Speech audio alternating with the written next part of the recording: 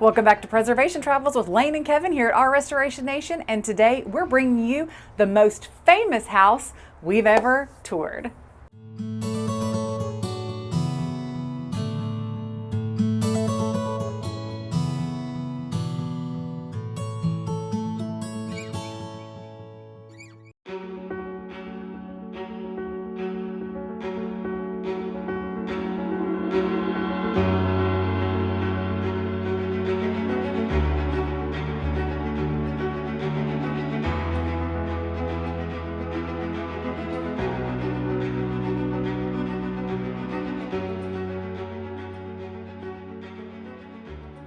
Welcome back to the Quapaw Quarter and welcome to the Villa Marre, built in 1882 by Angelo and Jennie Marre. Now, we in Arkansas know this as the Villa Marre, but if you grew up in the 80s and 90s watching television, you know this as the Sugarbaker Design Firm, the home from designing women, where our favorite characters, Julia, Suzanne, Mary Jo, and Charlene, had their design firm.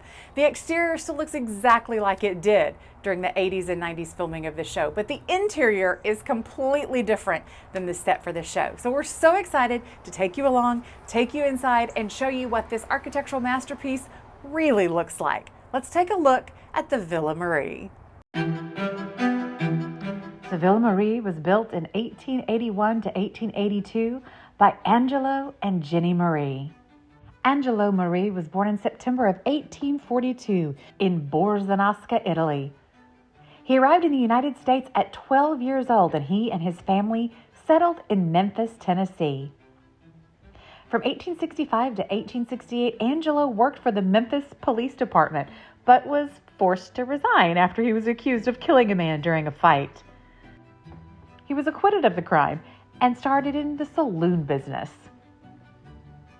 Angelo's problems with the law were not over. In 1872, Marre was convicted of stealing money from a local business owned by the Memphis police chief. The Shelby County Criminal Court handed down a 3-year sentence in the Tennessee State Prison and revoked Marre's American citizenship.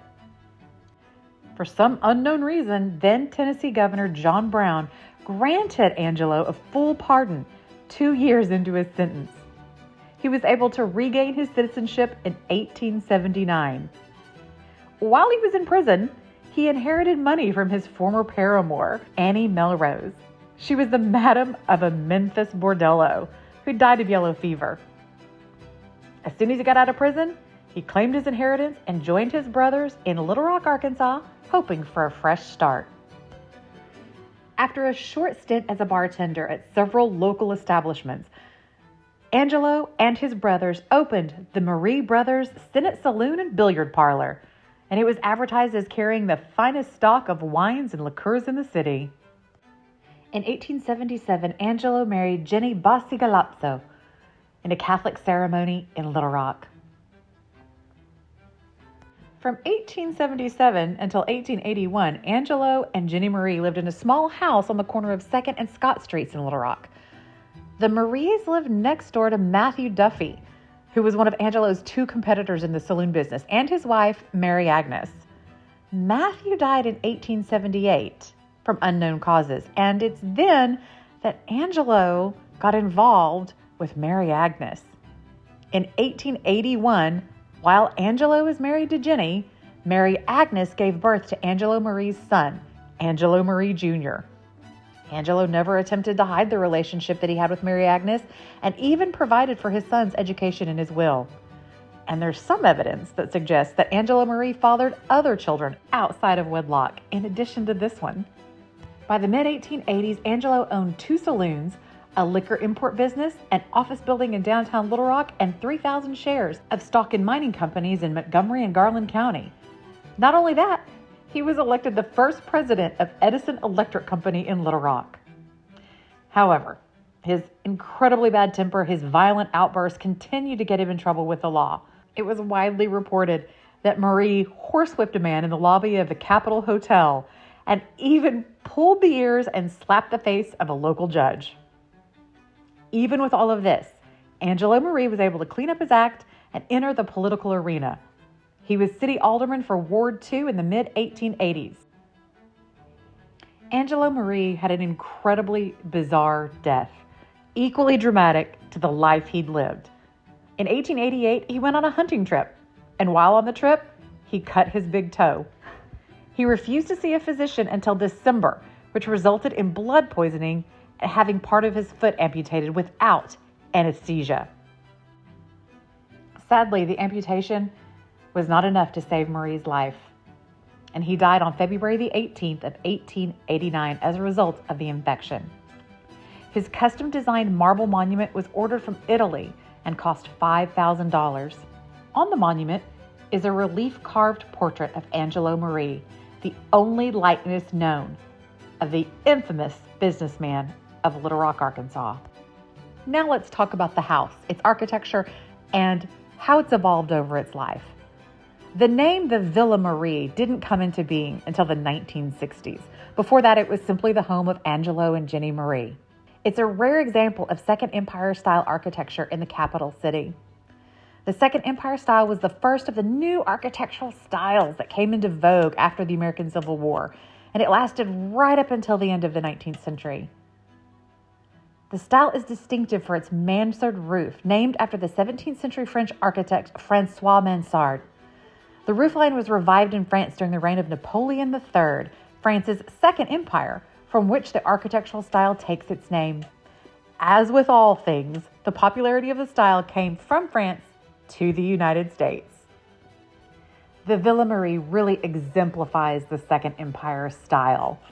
Of course, we have the center tower with its beautiful cresting. Originally, the cresting would have run all the way around the roof. Now, only the center cresting on the cupola remains. It has the steeply sloped mansard roof with the windows located on the lower steep slope of the roof and the decorative hood moldings above the doors and the windows. Today, the Villa Marre serves as a location for all of your special events, a wedding, an engagement, an anniversary party, whatever need you have, the Villa Marre is a location that you can use, and what a spectacular spot to celebrate your special day. Well, welcome inside this beautiful Second Empire home with its gorgeous mansard roof. You'll see on this home so many of the beautiful details of a Second Empire home, but it has had some trendy updates through the years. So let's take a look at what is original and what's been changed.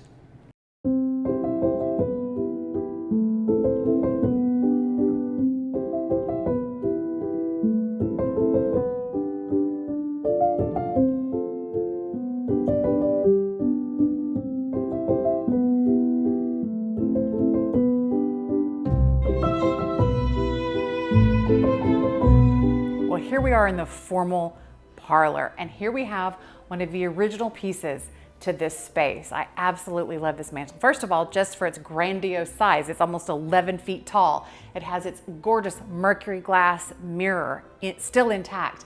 But on it are these griffin winged lions. You'll see at the top the wings, the lion head with the mane, the crest, and then down here at the bottom we do have the feet represented. Why is a griffin in this space really meaningful? Well, the builder of this home, Angelo Marre, was Italian.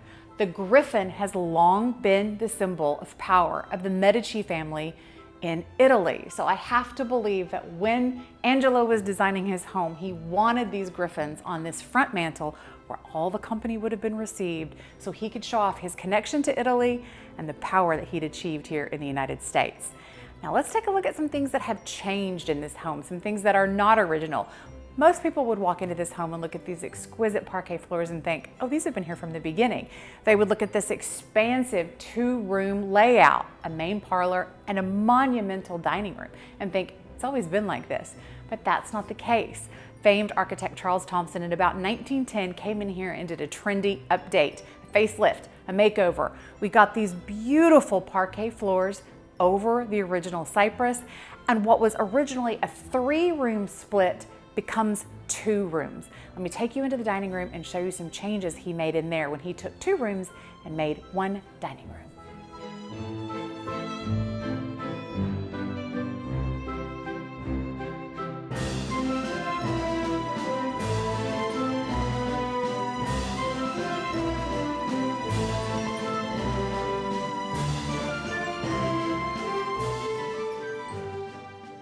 standing in the formal dining room, which originally would have been 2 rooms. It would have been split. More than likely, in between these 2 doorways, we would have had a wall and we would have had 2 rooms. That wall was blown out and we went to an open floor plan in 1910. So what are some changes in here that are quintessentially 1910 and have absolutely nothing to do with the Second Empire style? This wainscoting that runs the entire perimeter of the room. This is completely and totally 1910. Coffered ceilings, 1910. The parquet floors, as we know for sure, 1910. So these, while they look appropriate, you would walk into the casual observer, the casual eye would think that these have been here since the home was built in 1881, 82. We know that in fact, these are trendy updates that happened about 30 years after the home was built.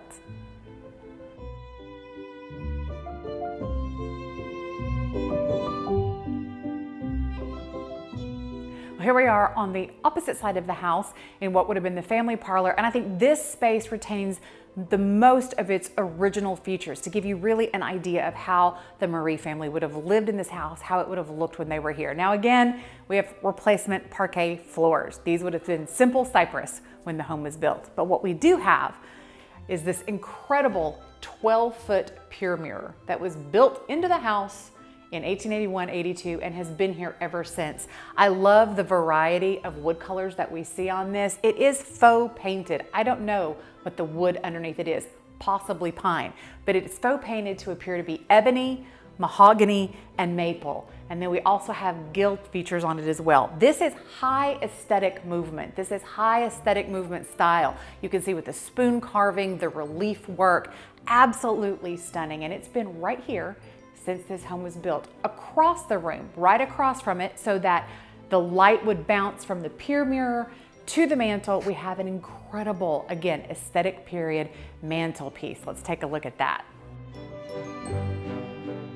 This is a dream piece. This to me is it just typifies the aesthetic period, Second Empire styling, absolutely exquisite. And again, you can see here, right on the edge of this mantelpiece, where the ebony faux paint has worn away to the base wood underneath. I still can't quite tell what it is because it hasn't worn all the way down, but you can see that this is not an ebony mantelpiece. It's ebonized. And then again, we have the bird's eye maple and the mahogany detailing. You can see the beveled glass, the arched top. It's just absolutely an exquisite piece. And it reflects into the pier mirror that we just saw, so that even with low gas light, you would have had tons of light reflecting in this space. This was done very intentionally. Now, have we ever talked about why a pier mirror is called a pier mirror?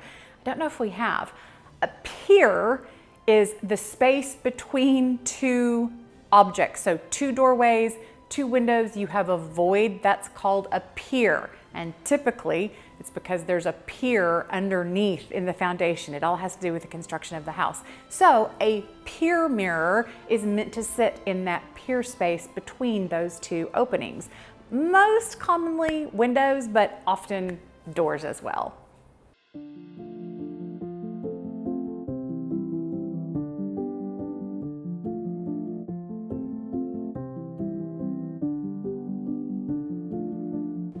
Here I'm standing in the opening to these absolutely glorious pocket doors that still roll beautifully, have their gorgeous brass fitting on the floor. And behind me is what was originally the library. Now it serves as an office space. This space now functions as both a law office and a wedding venue. So depending upon your needs, this could be the most glorious place you can imagine to get married. But behind me was the library.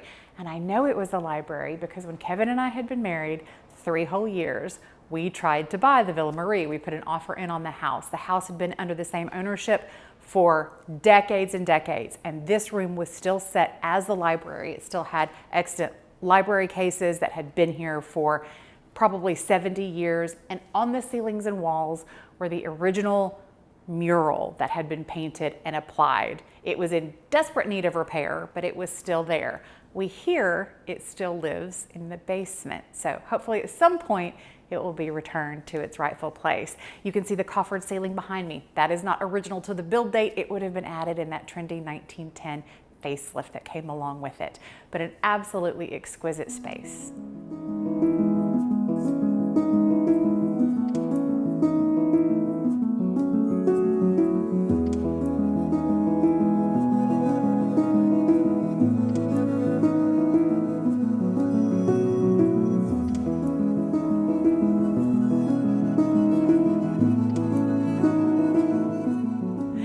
in the back hall. Now this space is absolutely fascinating. It's one of our favorites in the house because of what it is and what it was. If you look closely, you can see that this entire portion of the house with its chamfered columns that surround it was originally a completely separate portion. We're now standing in an enclosed space, but this originally would not have been enclosed. Your home would have ended right here where these brick walls are. We probably would have had a shed porch roof, and this, which was the original kitchen, would have been a completely separate space. Again, to protect the house from fires, from smells, from heat. But now it's an enclosed walkway gallery. We absolutely love it. I love, again, that these chamfered columns have suddenly become an interior decorator feature going into the kitchen that does still retain some of its original features.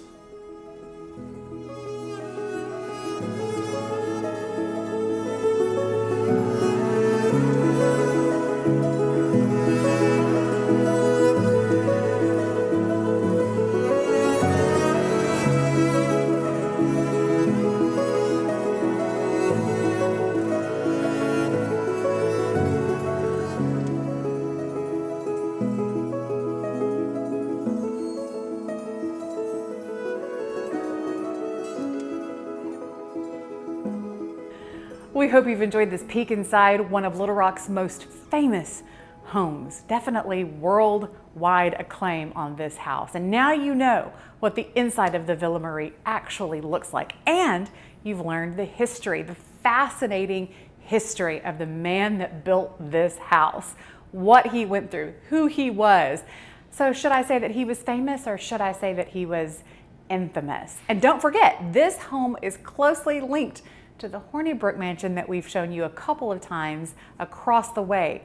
Mr. Marre and Mr. Hornibrook were major business rivals, and they tried to outbuild one another. So now that you've seen inside both homes, you can tell us which one you think was the winner of the architectural battle. Don't forget, we don't represent the house in any way. If you would like to rent the Villa Marre to be your wedding venue, you can get on their website, listed in the description below, and take a peek.